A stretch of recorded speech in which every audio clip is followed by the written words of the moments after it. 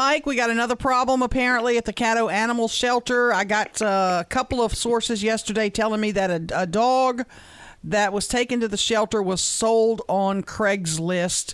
Can you confirm that officially? That is, yes, I will confirm that.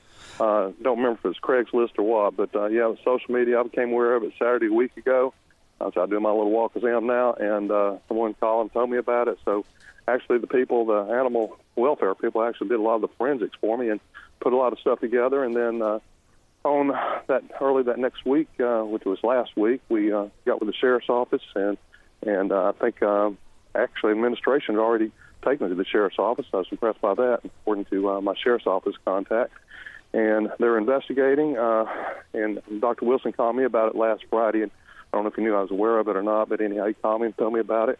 And they have PDACs scheduled. You know, the investigation happened from the sheriff's office and then from the internal aspects for the commission, and then they'd look at what has to be done in personnel changes or policy changes. And that the story that the way this thing came to light was that the owner of the dog went to the shelter. Can you walk us through step by step what happened? Well, first of all, is that part true, and the step-by-step process that all this got to the point where we are now?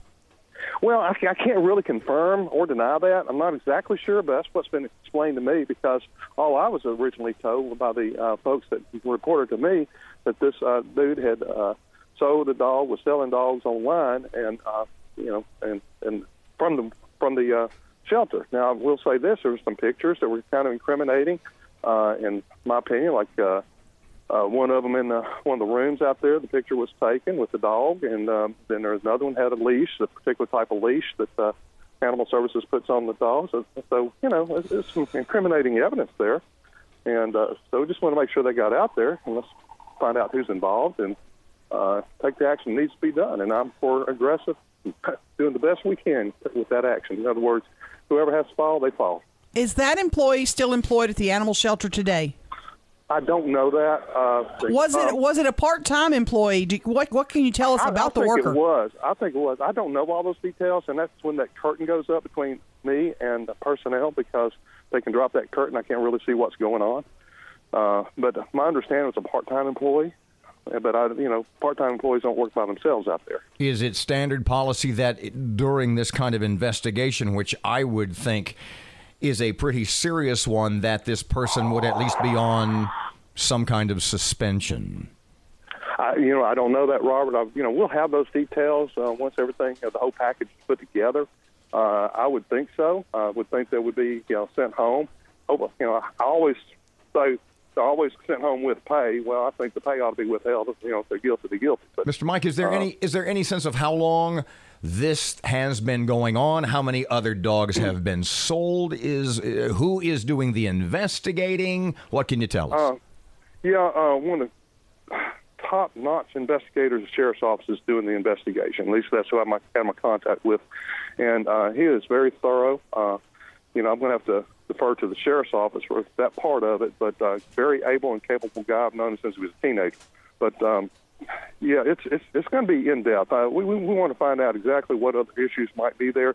Again, the sheriff's office is only going to conduct what the criminal investigation side of it would be. Well, the parish commission, HR director, Ms. Wright, she'll be responsible for the internal issues. A one-time deal, Mike, or maybe this has been going on? There's more than one dog sold. I feel like it's, I'm just shooting from the hip here. I feel like it's been going on. I don't know if it's a regular thing, an occasional thing, or what. But based on the number of pictures that these people, I want to call them my forensics investigators, brought up, I think it's more than one dog involved. I don't know the length of time. Discussion with somebody said, well, she remembered when she was out there working, the person would come along during the week, and it's like he was vetting to see what was there and then come back on the weekend. So, don't misunderstand. Right now, I'm not pointing the finger at you and jumping up and down and yelling, but we have at Animal Control a history of mistaken euthanasia. We have bestiality, and now we have selling animals on Craigslist. Mike, what the hell?